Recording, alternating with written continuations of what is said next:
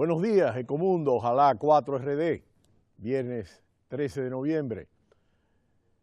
En el día de hoy presentaremos algunos detalles sobre los mercados, las declaraciones previas a la reunión del G20 que se celebrará el próximo domingo en la ciudad de Antalya, en Turquía.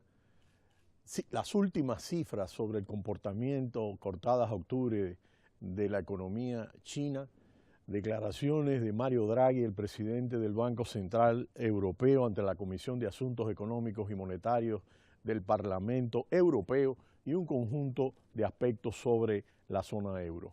Wall Street, en el día de ayer, tuvo nuevas rebajas en sus principales indicadores. El Dow Jones, el principal indicador, se redujo en un 1,44% hasta 17.448.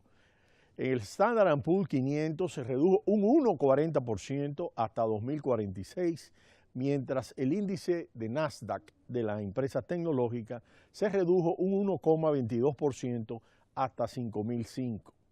En una jornada marcada por pronunciados recortes de precios en el petróleo, cuando el referencia del WTexas del mercado norteamericano se redujo un 2,75% hasta 41,75, por debajo de los $42. Y en el caso del petróleo del Brent del Mar del Norte de referencia europeo se redujo un 3,96% hasta 44,06.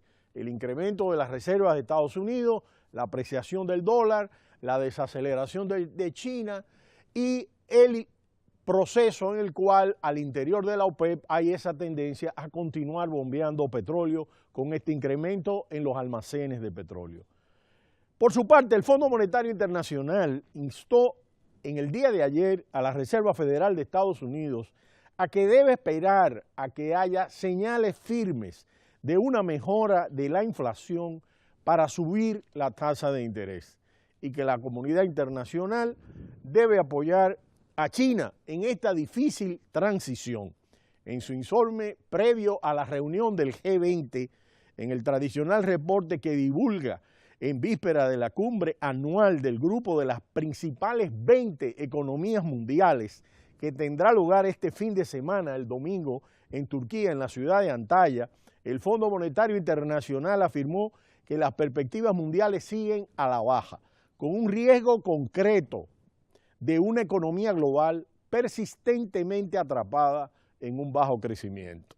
Los principales retos son aspectos potenciales con consecuencias globales que se centran, de acuerdo al Fondo Monetario Internacional, en dos puntos centrales: en el inicio del ajuste monetario en Estados Unidos y en la transición de China hacia un modelo más equilibrado y enfocado en la demanda interna. En este sentido, apuntó que la decisión de la Reserva Federal debería mantenerse en función de los indicadores con la primera subida de los tipos de interés a la espera de una continuada fortaleza en el mercado laboral y acompañada de señales firmes de inflación, subiendo de forma sostenida hacia el objetivo a mediano plazo del 2%.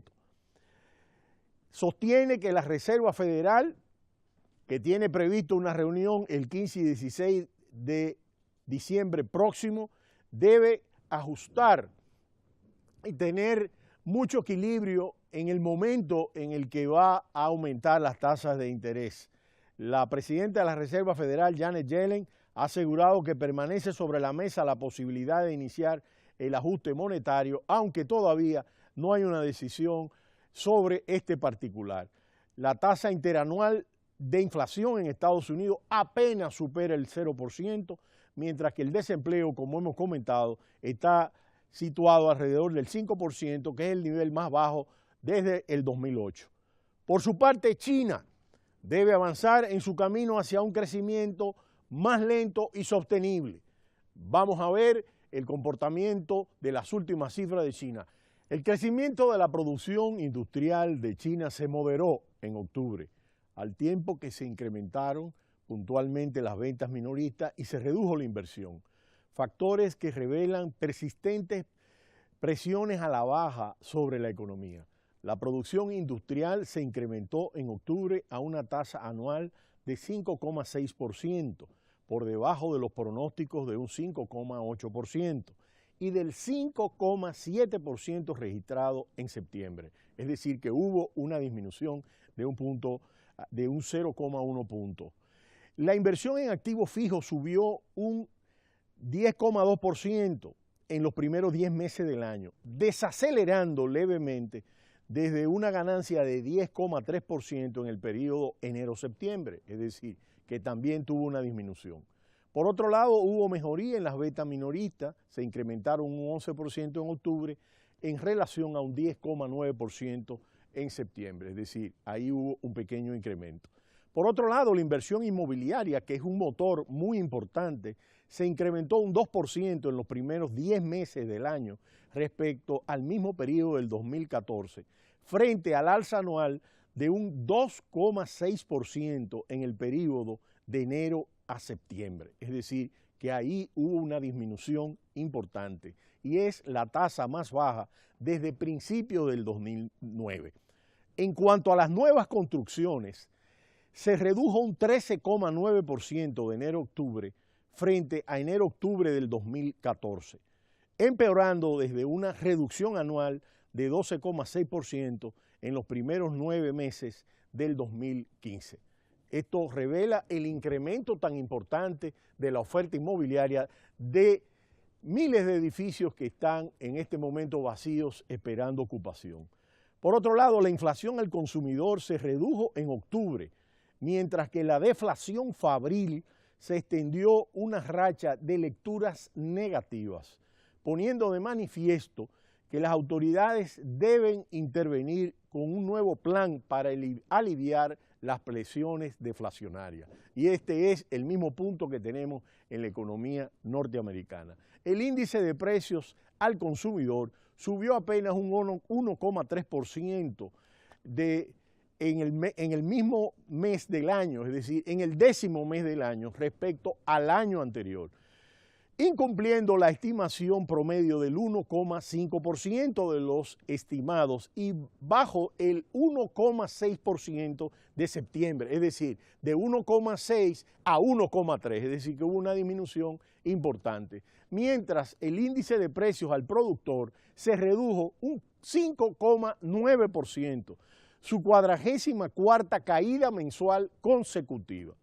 Los persistentes riesgos de deflación junto con el debilitamiento del comercio abren la puerta a estímulos adicionales que el Banco Popular Chino debe en algún momento intervenir cuando la inflación se mantiene cerca de la mitad de la meta del gobierno.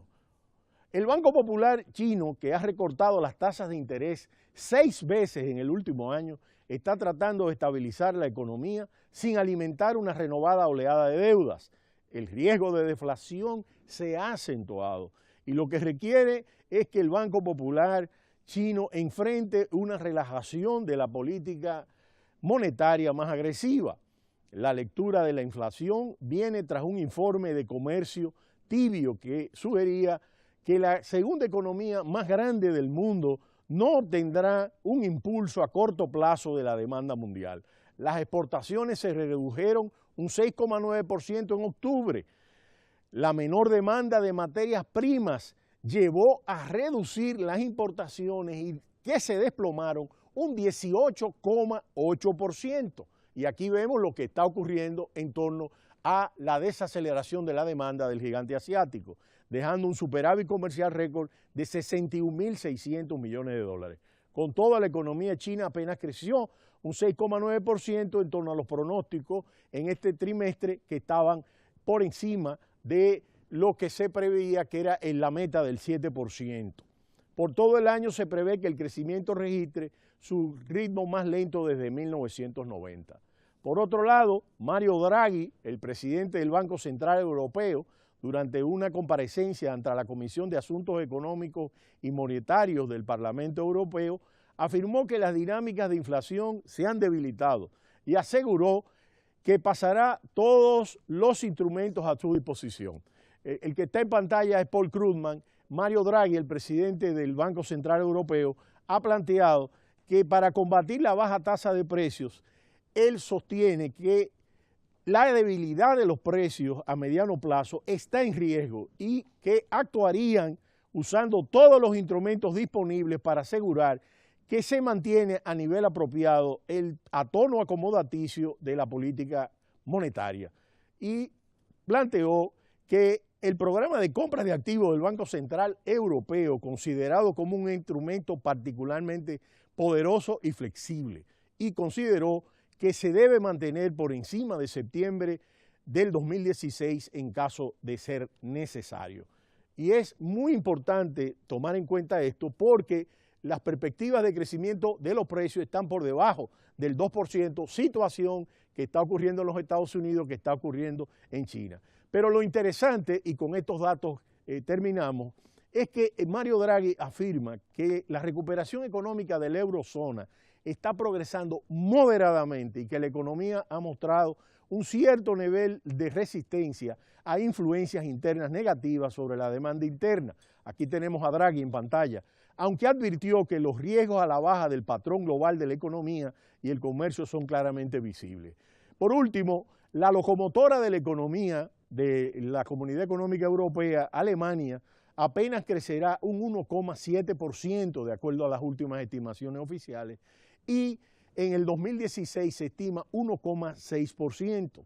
En un contexto político, económico marcado por la crisis de los refugiados. Al mismo tiempo, la tasa de desempleo, aunque ha disminuido a un 6,4% y 6,6%, sin embargo, los niveles de salarios se han mantenido en un nivel por debajo de lo que ocurrió antes de la crisis. Los países de la Unión Europea sostuvieron una reunión en África en la que con presidentes europeos y primeros ministros en la que están buscando vías de solución a cómo contener esa migración y están ofreciendo 1.800 millones de dólares para ver cómo pueden de alguna manera contener, pero el desangre de la migración desde Siria es un fenómeno que verdaderamente ha causado un conjunto de problemas a toda la zona euro y ya veremos cómo este tema se va manifestando durante la semana que viene